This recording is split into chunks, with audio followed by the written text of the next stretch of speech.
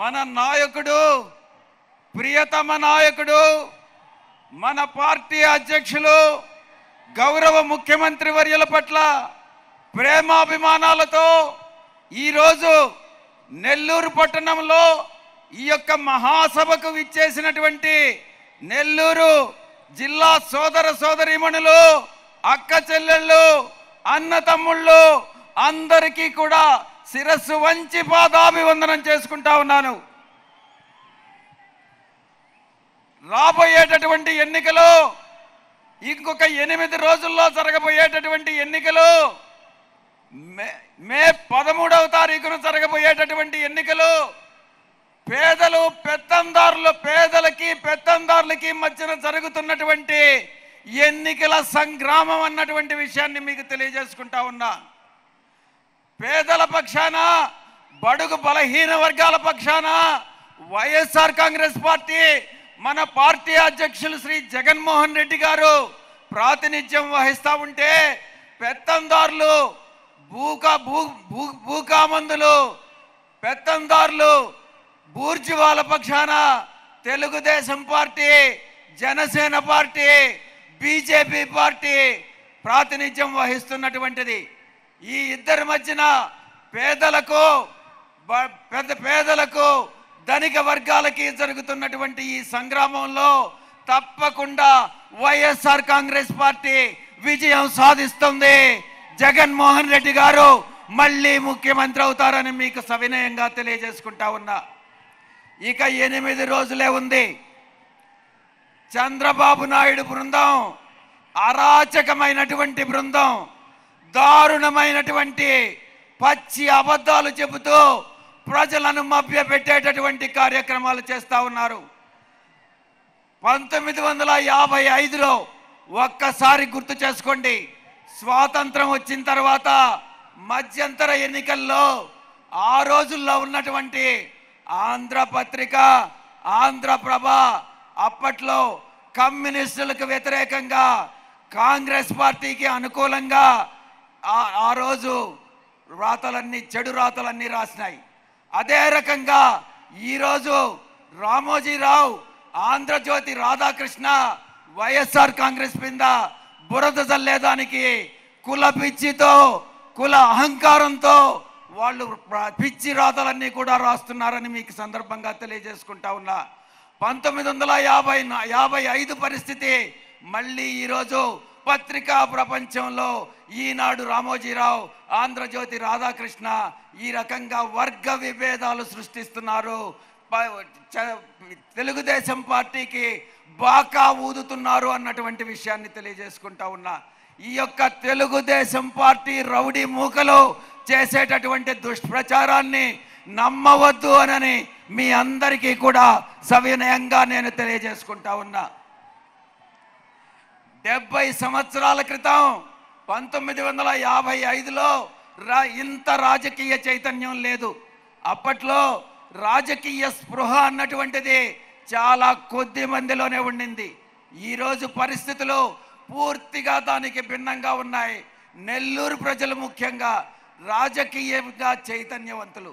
కానీ ఒక్క విషయం చెప్పుకోవాలి, నెల్లూరు నుంచి ఇక్కడ పుట్టి, ఇక్కడ పెరిగి, ఇక ఇతర రాష్ట్రాలకి, ఇతర దేశాలకి వెళ్ళి అక్కడ పెట్టుబడులు పెట్టి అక్కడ వ్యాపారాలు చేసుకుంటున్నారే కానీ ఇక్కడ ఉండేటటువంటి వాళ్ళు నెల్లూరుని అభివృద్ధి గతంలో చేసినటువంటి పరిస్థితి లేదు. ఒక్కసారి పోల్చి చూసుకుందాం. హైదరాబాద్ కానీ, విశాఖపట్నం కానీ, విజయవాడ కానీ, గుంటూరు కానీ ఈ పట్టణాలన్నీ కూడా నెల్లూరు కన్నా ఎక్కువ అభివృద్ధి చెందాయి. ఎందువల్ల? మనలో నెల్లూరియులు అన్నటువంటి ఒక భావన రావాలి. మన పట్టణాన్ని మనం అభివృద్ధి చేసుకోవాలన్నటువంటి భావన మనకు రావాలి. దానికి తప్పకుండా రాబోయేటటువంటి 5 సంవత్సరాల కాలంలో పార్లమెంటు సభ్యుడిగా మీరు ఎన్నుకుంటే నేను మన యొక్క 7 మంది శాసనసభ్యులు ఖలీల్ భాయ్ కానీ, ఆదాల ప్రభాకర్ రెడ్డి అన్న కానీ, మన ప్రసన్న కుమార్ రెడ్డి అన్న కానీ, మనకు విక్రమ్ రెడ్డి కానీ, మేకపాటి రాజగోపాల్ రెడ్డి అన్న కానీ, ఇక మన ప్రతాప్ రెడ్డి గారు కానీ, అందరూ మన మధుసూదన్ యాదవ్ కానీ ప్రతి ఒక్కరూ నెల్లూరు జిల్లా అభివృద్ధికి పాటుపడతామని సభాముఖంగా దేవుడి ప్రమాణంగా మీ అందరికీ నేను ప్రామిస్ చేసి చెప్తా ఉన్నా.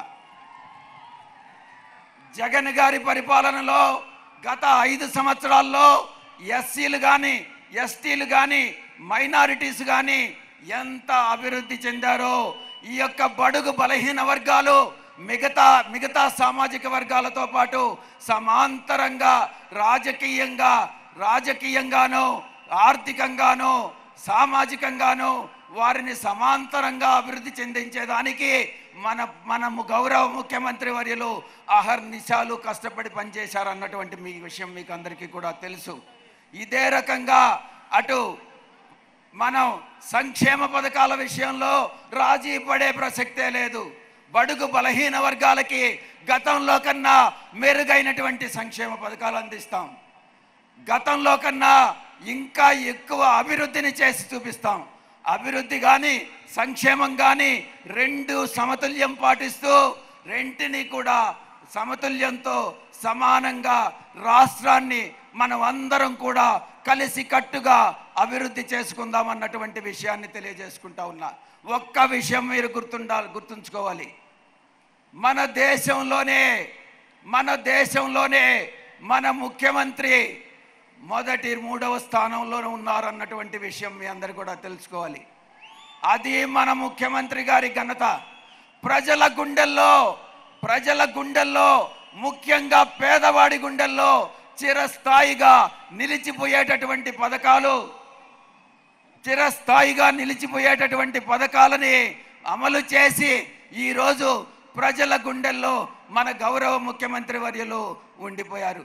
అందుకే మరొక అవకాశం ఇవ్వండి, అభివృద్ధి సంక్షేమం మరింత మెరుగ్గా చేయిస్తాం. రాష్ట్రంలో 87%, 100కి 87 మంది ఏదో ఒక సంక్షేమ పథకం కింద లబ్ధి పొందినటువంటి వాళ్ళే. కాబట్టి అక్కలరా, చెల్లెమ్మలారా, మీకు లబ్ధి చేకూర్చినటువంటి జగన్మోహన్ రెడ్డి గారికి మరొక్కసారి అవకాశం ఇచ్చి ముఖ్యమంత్రిని చేసుకోండి అన్నటువంటి విషయాన్ని నేను తెలియజేసుకుంటా ఉన్నా. ఇక చంద్రబాబు నాయుడు అణువణువులో పరమాణువులో ఉన్నటువంటి నెగటివిటీ, ఎల్లప్పుడూ వ్యతిరేకమైనటువంటి ఆలోచనలు, ఎల్లప్పుడూ దుర్బుద్ధి, ఎప్పుడు మోసం చేస్తామా అన్నటువంటిది ఆలోచన, చెప్పిన అబద్ధం చెప్పకుండా మళ్ళీ తిరిగి కొత్త అబద్ధం చెప్పగలిగినటువంటి సమర్థత ఉండేటటువంటి వ్యక్తి చంద్రబాబు నాయుడు అని మీ అందరికీ కూడా తెలియజేసుకుంటా ఉన్నా. ఇక దుష్ప్రచారం గురించి చెప్పుకోవాలి. చంద్రబాబు నాయుడు ఏం చేశాడు? వాలంటరీ వ్యవస్థ, అవినీతిని రూపుమాపి మధ్యవర్తులు, దళారుల్ని లేకుండా చేసి ప్రజలకు నేరుగా ముఖ్యమంత్రి గారే బటన్ నొక్కి ఈరోజు అవినీతికి తావు లేకుండా నేరుగా సంక్షేమ పథకాలు అందించేటటువంటి విజన్ ఉన్నటువంటి వ్యక్తి మన గౌరవ ముఖ్యమంత్రి వర్యులు. దాన్ని అడ్డుకునేదానికి రకరకాల కుటిల ప్రయత్నాలు చేసి ఈరోజు ఎన్నికల సందర్భంగా ఏ ఎలక్షన్ కమిషన్నో, ఏ కోర్టులను ఆశ్రయించి ఈ యొక్క వాలంటరీ వ్యవస్థ, గ్రామ సచివాలయ వ్యవస్థని మనం ధ్వంసం చేసేదానికి ప్రయత్నిస్తున్నటువంటి కుట్రదారుడు చంద్రబాబు నాయుడు అన్నటువంటి విషయాన్ని మీకు తెలియజేసుకుంటా ఉన్నా. మరొక విషయంలో కూడా చంద్రబాబు నాయుడు మరింత కూడా తప్పుదారి పట్టిస్తా ఉన్నాడు. దయచేసి మీరెవ్వరు కూడా నమ్మవద్దు అని నేను విజ్ఞప్తి చేసుకుంటా ఉన్నా. ల్యాండ్ టైటిలింగ్ యాక్ట్ చట్టం కింద ఏదో రైతుల పొలాలందరూ కూడా లాక్కుంటున్నారు అన్నటువంటి దుష్ప్రచారాన్ని ఆయన చేస్తా ఉన్నాడు. ఇది దుష్ప్రచారం మాత్రమే. రైతు పొలాలన్నీ కూడా ప్రభుత్వ పరం అవుతాయన్నటువంటి దుష్ప్రచారాన్ని చంద్రబాబు నాయుడు చేస్తా ఉన్నాడు. చంద్రబాబు నాయుడు ఒక్క విషయం నీకు చెప్తా ఉన్నా, అబద్ధాలతో నువ్వు ప్రజలను మభ్యపెట్టలేవు.